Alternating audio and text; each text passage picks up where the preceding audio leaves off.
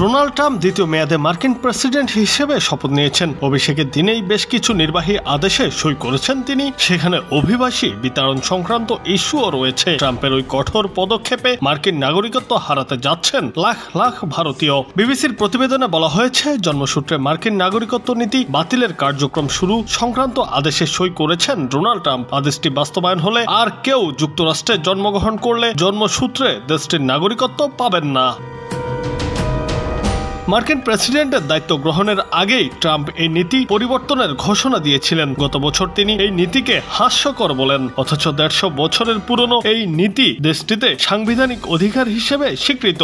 মার্কিন সংবিধানের ১৪তম সংশোধনী অনুযায়ী যুক্তরাষ্ট্রে জন্মগ্রহণকারী এবং নাগরিকত্বের শর্ত পূরণকারী সব ব্যক্তি দেশটির এবং যে অঙ্গরাজ্যে জন্মগ্রহণ করেছেন ওই রাজ্যের নাগরিক হবেন। ফলে শুধু নির্বাহী আদেশেই রাতারাতি এই নীতি পরিবর্তন হচ্ছে না, বরং নীতি বাতিলে কার্যক্রম শুরু হলো।